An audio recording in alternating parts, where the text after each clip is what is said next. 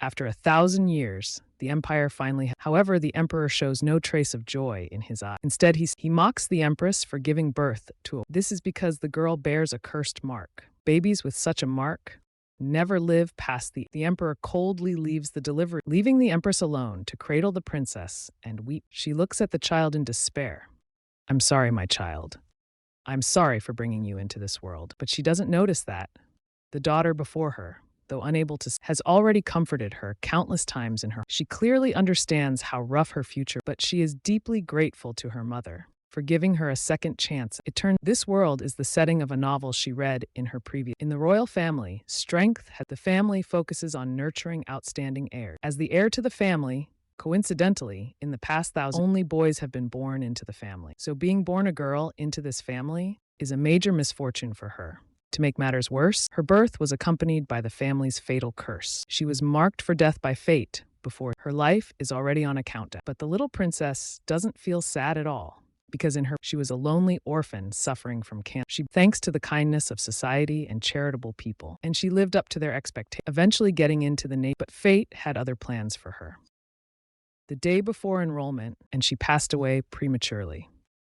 Then unexpectedly, she was reborn into the fantastical events of the novel. Luckily, she can still live a healthy and happy life, at least for 20 years. The empress cried for 3 days and nights, while the little princess stretched out her soft, chubby to gently pat her mother's back. In her heart, she thought, don't cry, don't cry. The empress noticed something unusual. Are you comforting me, Isabel? The little princess nodded vigorously. The empress was surprised. You understand what I'm saying? A maid standing nearby laughed. Could our princess possibly be a genius?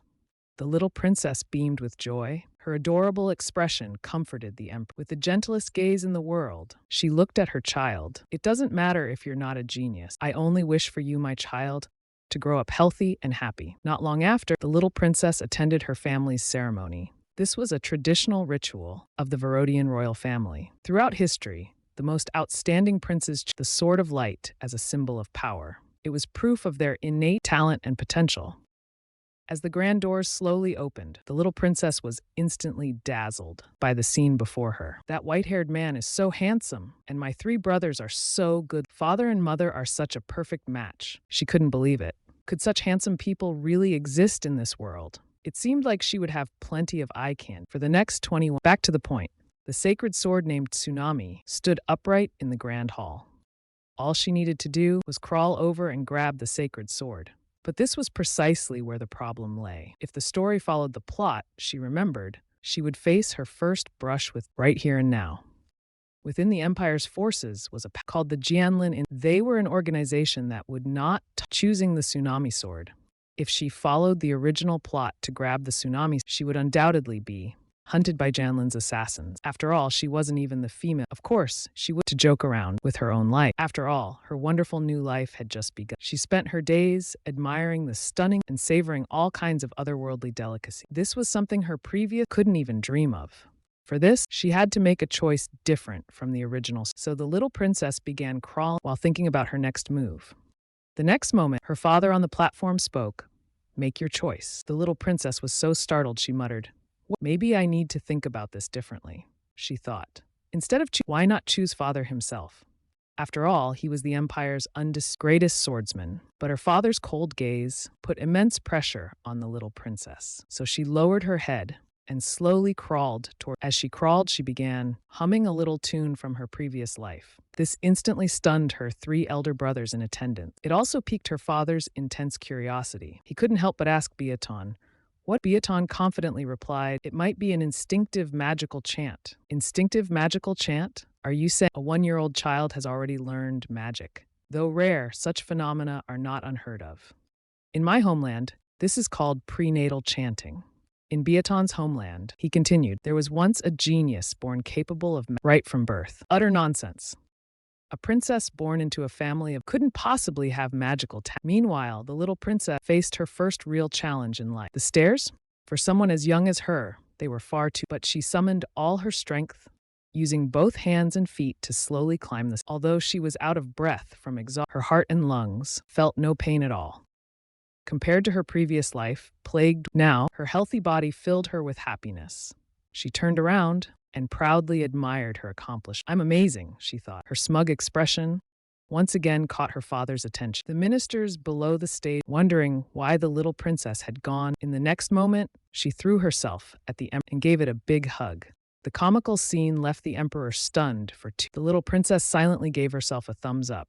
"So this is what dad smells like," she thought. It smelled. The eldest prince, Simon, couldn't help but step forward. He hadn't expected his little sister to be such an. The youngest prince, Michelle, was. "Aren't I supposed to be cuter?" No, no, no. Little sister is definitely the. For the first time, feeling the warmth of family, the little princess couldn't help but smile. Then she glanced down at the audience, where the Jianlin Institute was dead. After all, they had missed their best chance to assassinate. Once the ceremony was over, they would have, because she had not chosen the tsunami, but instead her father, the empire's great. In the next moment, she clung to her father's leg and sweetly declared her choice.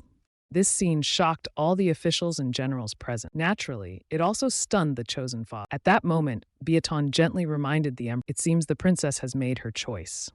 The two of them exchanged a long, as if they could communicate. "The princess says you are the so she chose you."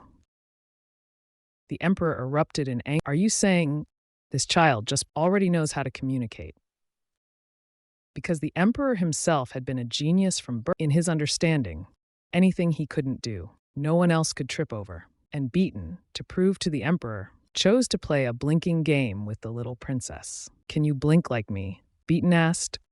The little princess imitated almost perfectly. "Let's try with the other eye this time." The little princess again kept up with Beaton's pace. Such an adorable scene made the queen and her brothers burst into laughter. The emperor's probing gaze fixed on the princess, startling her into stumble. She nearly fell down the half-meter height. Fortunately, the emperor caught her with one hand. The little princess thought her clumsiness was utterly ridiculous. Feeling humiliated, she struggled furiously. After repeated confirmation, the emperor was convinced that his daughter could indeed keep. Since the princess has made her choice, what sword did Princess Beaton choose? Beaton smiled. Her Highness chose the Roan Velodian, the imperial sword of the Velodian swordsmanship empire. Your Majesty. The applause from below signaled the conclusion of the selection. The little princess finally let out a sigh. At this moment, she felt exhaustion overwhelm. The next second, she blacked out from fatigue. In the darkness, the little princess struggled. She was afraid she might return to the sickbed of her She prayed to survive in this world, not asking for their deep love, just to let her live on.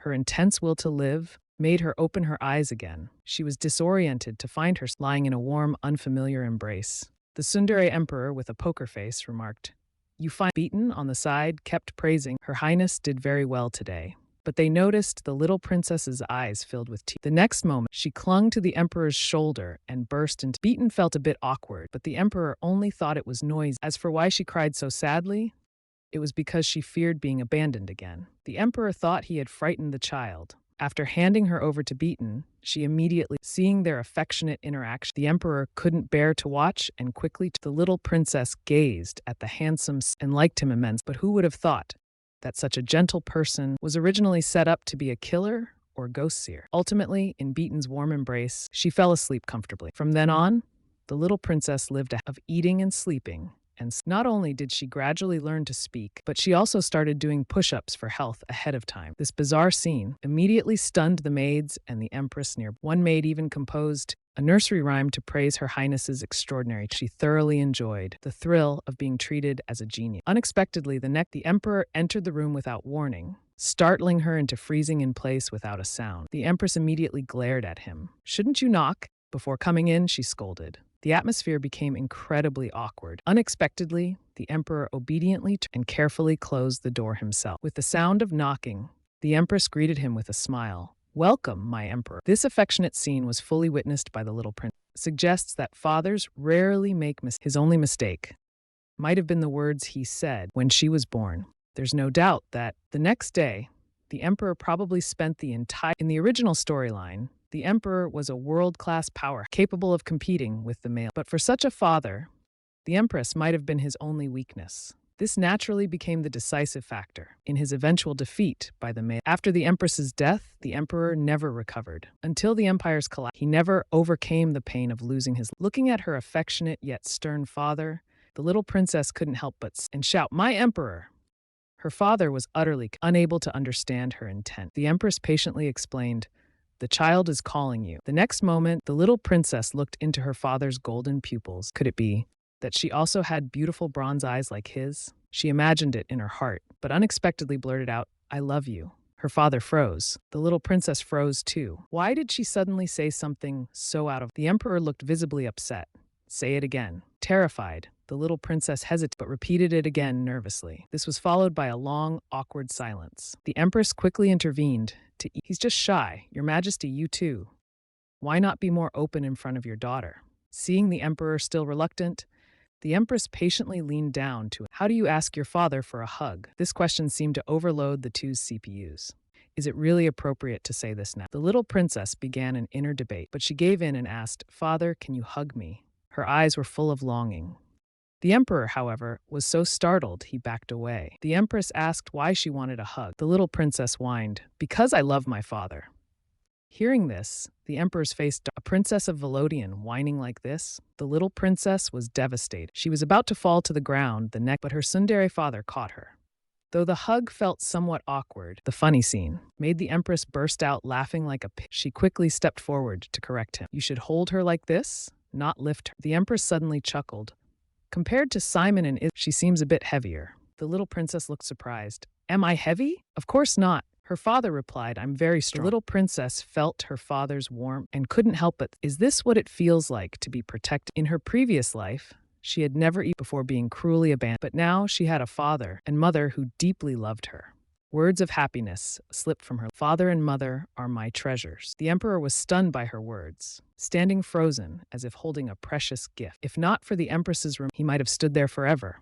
The little princess held her breath in fear. The empress was very pleased, expressing her heartfelt love to the... "I deeply love your gentle sigh." The sound of rapid heartbeats filled the room. The emperor's resistance to the empress was almost not... The little princess sensed the scent of romance. Being a sensible child, she knew it was time to quietly exit the scene. The emperor gazed blankly at the child in his... Not long after, he too drifted into a sleepy haze. Late at night, the emperor woke up and strolled alone under the dark sky, thinking about how the little princess couldn't learn and the legend of her not surviving past 20. He couldn't help but stop and sigh deeply. He didn't understand why he had become so sentimental. Even though fate had already given its answer, he still hoped his daughter could grow up safely and happily. 2 years later, the little princess was all ready. By now, she had learned to walk upright, though she would occasionally trip on. But thanks to her inherited physique, she rarely got injured. During a gathering, the empress said that Beaten would be her magic teacher. The little princess was a bit puzzled. According to the original story, her teacher should have been someone named Mariah. But since she liked Beaten, she didn't mind much. 2 hours later, Beaten arrived as scheduled. The little princess leaped off her chair. Mimicking Beaten, she respectfully greeted, "Good morning." "Good morning, Your Highness." "Good morning, Beaten." The cute scene made the empress chuckle nearby. "I'll leave her in your hands, Mr. Beaten. Leave it to me." As the empress left and the door closed, the little princess voiced her curiosity. "Why are you my teacher instead of Mariah?" Unexpectedly, Beaten appeared heartbroken. "So I'm the unnecessary one, huh?" The princess panicked, quickly trying to comfort him. Beaten took the chance to act pitiful, but the princess saw through his act. Beaten was impressed. "You saw through my flawless performance? You're so clever." The next moment, she reprimanded him. "That's a bad habit. You use too many confusing words. You're a bad person. Keep this up and I'll call you Poop." The little princess puffed out her chest, releasing her frustration. Rather than testing each other, she just wanted to get along with Beaten. After all, she knew she wouldn't live long before her death. Beaten froze in place. "Your Highness? How do you know?" The maid suddenly felt a chill. The next second, Beaten's gaze locked on. "How dare you, commoner, mention the curse to Her Highness?" The maid tried to explain, but she couldn't forget Beaten's terrifying demeanor when encountered. Unexpectedly, the little princess burst out angrily. I don't like bullies picking on the weak. Anna didn't even do anything. Why are you yelling at her?" Beaten was speechless, kneeling down to sincerely apologize. "I was wrong." The atmosphere shifted in an instant. "But who was it that told you about the curse?" In the blink of an eye, the little princess, the emperor's new consort, Biadon, to be her teacher. Biadon deliberately used a few difficult words, only to be scolded for 2.5 minutes rather than probing each other. He wanted to get along well with Biadon. After all, he knew deep down that he wouldn't live long and would die from the curse. Biadon was stunned upon hearing. The next moment, anger surged. "Your Highness, who dared to tell you this?" "I heard it from the midwife," she said. Are you saying you could understand people's words at birth? Yes, I also heard father say, Mother gave birth to something useless. Biadon fell into deep thought. The little princess was panicking inside. Will he believe me? He should, right? Unexpectedly, Biadon looked sorrowful. That must have made you very sad. It's fine, she replied. Never expect. The little princess shook her head only for Biadon to suddenly grab her. Then he gently held it in his. The little princess was puzzled. The next moment, he took out a candy and handed it to her. She smiled so widely. Soon after, this conversation reached the emperor's ears. You're saying a 3-year-old child already understands the meaning of death? Yes, Biadon said. I didn't expect. The little princess spoke about it so calmly. Not only that, Her Highness remembers everything she has heard since birth. The emperor fell into deep thought upon. Does this mean she also heard that harsh, sarcastic comment? Biadon was shocked. Your Majesty, did you really say such a thing? I thought it was just a joke Her Highness made to me. And the way Her Highness said it was too calm. It was really heartbreaking to see. The emperor frowned upon hearing this. At that moment, his heart was undoubtedly in turmoil. The next moment, he turned quickly to Biadon. You look like you've come to question me. I wouldn't dare. I'm only here to relay this matter to you. Understood. I will certainly reflect on myself From that day on, Biadon came to the little princess's room every day. Although they couldn't practice sword, they could do many other things together. For example, the princess drew a smiling portrait of Biadon stared at it in awe. Your Highness, did someone give this to you? The little princess grinned proud, her smile practically reaching. My goodness, did you draw this yourself? The little princess beamed with joy. Yes, Is it pretty? Not just pretty, it's absolutely perfect, as if the soul of the artist Michelian was trapped inside your body. Why would his soul be trapped in my body? Did Michelian do something wrong? A soul that invades someone else's body must be evil. This kind of situation is usually called possession. The little princess was stunned. Does this mean I, a transmigrator, am possessed? Biadon quickly comforted her. Don't worry, Your Highness. If any evil spirits appear, the holy knights will come to save you immediately. I have a friend in the order. One day I'll introduce him to you. No. He must be very busy. It's fine. He's the captain of the First Knights. He can easily make time. The little princess was so frightened, she wet her. Is it that guy? Please don't bring him here. The next moment, Biadon looked at the little princess and thought she was just She gave a slight smile, which felt like Cupid shooting straight into his heart. He thought, how can someone be this cute? Phew, that was close. If Her Highness gets a boyfriend someday, then wait, a boyfriend? Unless he can survive 3 rounds against my sword. Otherwise, I won't agree. In the evening, Biadon brought the painting for the emperor to admire. He spoke earnestly on the side, recounting how adorable the princess was today. But the emperor thought Biadon had picked up some trash and brought it to him. Biadon was immediately displeased. This time, it wasn't me who. This is a masterpiece, created by none other than the 3-year-old princess. Especially the eyes. They're astonishingly lifelike. The emperor froze for 2.5 seconds. This was painted by Isabel? Yes, and what amazes me the most is Her Highness's keen observation. Although she hasn't seen you many times, or for very long, her detailed portrayal of you is truly astonishing. And such profound observation stems from genuine love and attachment to you. The emperor gazed at the painting in contemplation. Biadon continued, I truly envy you, Your Majesty. To think that she would express her love so openly. Meanwhile, I've tried everything, even having a top-tier chef make several candies, but I've never heard her say she loves me. She only occasionally calls me dung beetle. That's just too unfair. Hearing this, the emperor asked seriously, what are you trying to say? Stop beating around. I know you wouldn't come here for something so. Biadon's expression suddenly became very solemn. You may not believe this, but the princess seems to have unparalleled in magical engineering. The emperor was shocked. Magical engineering? Are you serious? Yes, Your Majesty. Which brings me to a suggestion. Meanwhile, on the other side, the little princess was deeply staring at a familiar yet unfamiliar figure. She just wanted to escape this dreadful place. Standing before her was none other than the captain of the whole. This is the ultimate villain. From the novel, terrifying and the woman calmly took a sip of tea, but it scared the little princess so much that her diaper was soaked. Despite being the captain of the Royal Knight in the future, he would be a depraved dark sorcerer who could destroy the entire. And our little princess, being well versed in the story of this novel's world, immediately disliked this new teacher from the moment she met him. Not long ago, Bieran had presented the princesses for the emperor's admiration, but he mentioned her remarkable talent in magical engineering. The emperor was astounded to hear that. After all, in the entire royal, there were barely any who could even grasp yet the little princess, with her innate ability chanting and magical resonance, as well as her excellent hands-on and sharp observational, had clearly demonstrated her talent. The most decisive aspect, however, was the princess's mathematical prowess. Her Highness could precisely calculate the number of and then extort, "No request, more from me." In summary, I believe Her Highness is naturally gifted with exceptional magical judgment. The emperor fell into deep thought at these words. Perhaps we should let that be Isabel's magic instructor. 3 months passed by quietly. The princess's room was filled with all of snacks and cake, but her face showed no sign of happiness. Because the ultimate villain of the novel's world was sitting leisurely in front of her, sipping coffee. The next moment, the other party noticed something was amiss. "Your Highness, are you feeling unwell?" No, I feel fine." The little princess shook her head repeatedly. In her memory, the person before her was an ambitious and ultimate dark sorcerer. In the original story, he was ruthless in achieving a cunning and intelligent woman.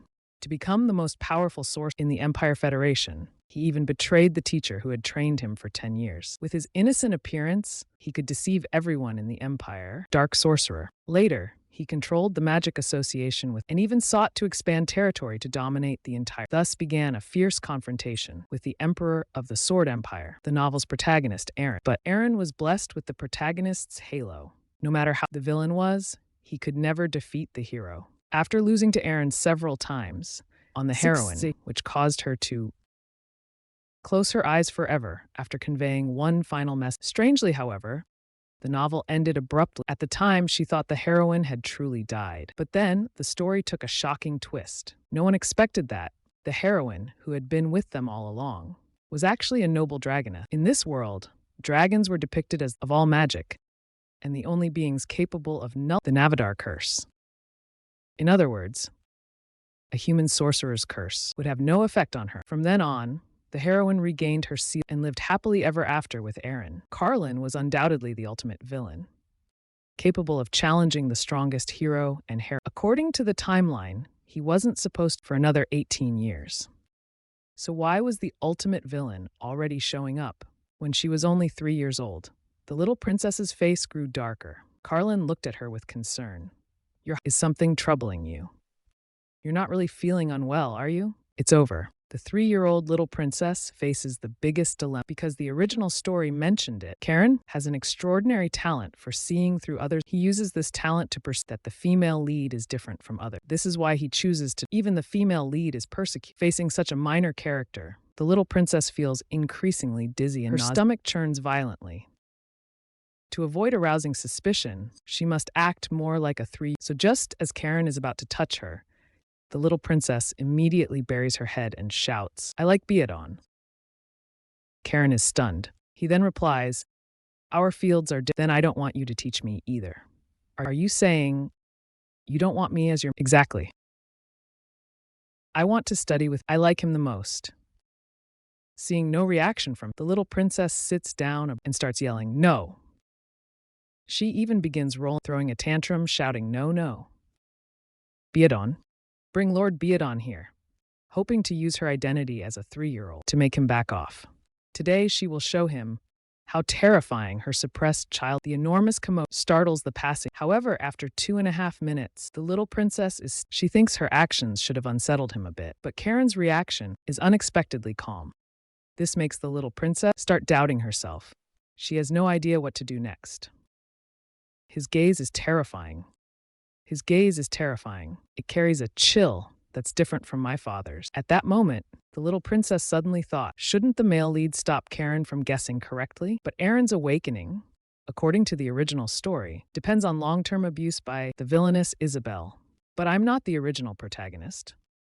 And Isabel has no intention of mistreating the male. In other words, without torment, he won't awaken.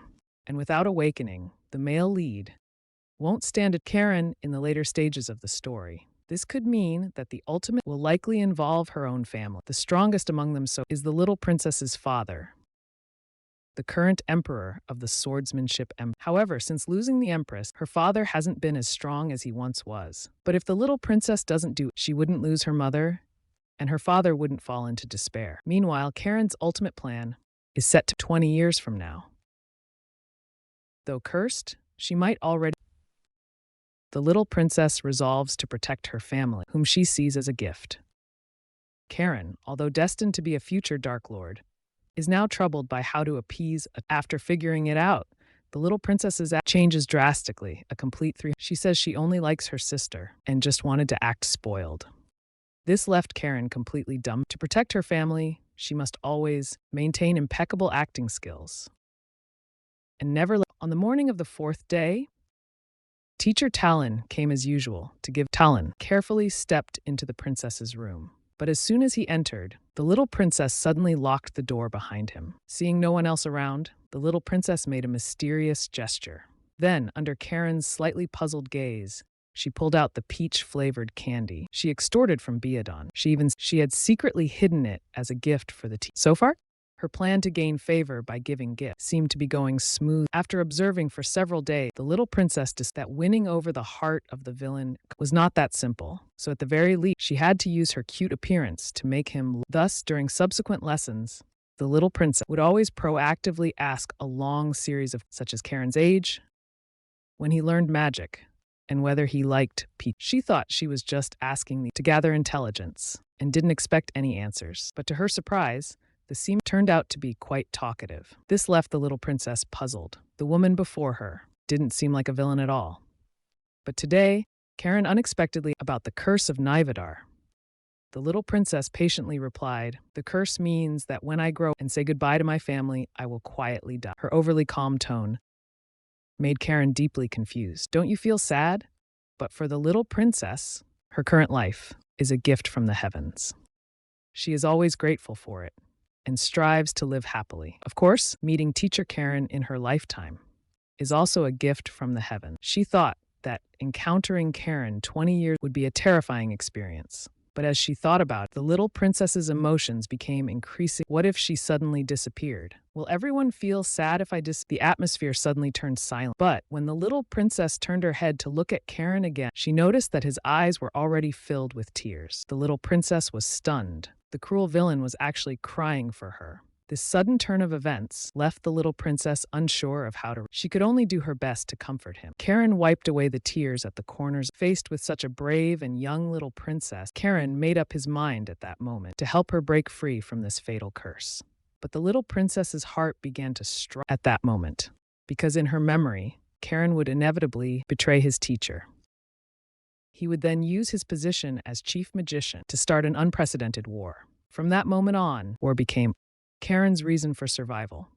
But the gentle Karen standing before her now didn't seem like someone who would betray others. 6 months quietly passed. The little princess faced her first magic aptitude. Karen pulled out what seemed like an ordinary stone from his pocket. She was required to imagine as a liquid and channel it into the testing. In the next moment, an immense energy began to gather in the little princess's palm. Under Karen's astonished gaze, the previously dull stone was transformed into a dazzling array of. It should be known that most people can only render a single color. Multicolored energy was something Karen had only in an ancient and rare manual. A shocked Karen decided to let the little princess continue the next. Originally, she was supposed to make the stone float above her palm. However, the stone's trajectory did not follow as expected. The little princess thought she had failed the test. But to her surprise, Karen that the energy just now was strong to shatter the desk. Thankfully, Karen secretly used his own magic to neutralize most of the impact. Thus, Karen gradually concluded that the little princess sitting before him was likely a once-in-a-millennium, natural-born legendary. From that day onward, the little princess followed Karen around daily, learning magic. Unknowingly, the little princess turned while Karen became increasingly cold. One day, the little princess was enthusiastically acting cute, only to be met with Karen's blank stare and half a minute of silence. After a cold sigh, he turned and left. The sight made the little princess's legs tremble in fear, because that expression was the same one Karen used when observing his enemy. Meanwhile, Karen returned to his room, chanted a spell, and soundproofed the area. He lay quietly on his bed, appearing calm on the surface. But the next second, he grabbed a doll and began rolling around in excitement. It turned out the little princess had broken through his last emotional barrier. He rolled around for 2.5 minutes before it turned that Karen's usual cold demeanor was just a facade. After all, his Had mentor already been been forced into by the little princess's to ensure the little princess, an even greater magician than himself. He had to learn to control his emotions. It turned out that the novel's depiction of Karen was Karen's childhood was filled with tragic memories. Abandoned by his parents at an orphanage, his striking appearance often attracted confessions from wealthy, but rejecting them often led to him it led to confrontation. Even though he fought back with all his might, in others' eyes, it was seen as rebellion and disobedience. He thought he would remain in that place until the end of his life, until teacher William discovered his talent and took him out of the orphanage. For the first time in his life, he saw hope. He thought he could escape his nightmarish life, but he didn't realize he was leaving the wolf's den for the world-renowned angel magician. William was in fact a deceitful and cruel monster, a complete pervert. From then on, young Carlin stopped believing in fate, until one day, his anger turned his desire for revenge into his reason to live. It wasn't an explosive outburst, but a calm determination to live for. And so by the age of 20, he became the youngest genius magician in the empire. 2 years later, he heard about the little princess of the seeking a magic teacher.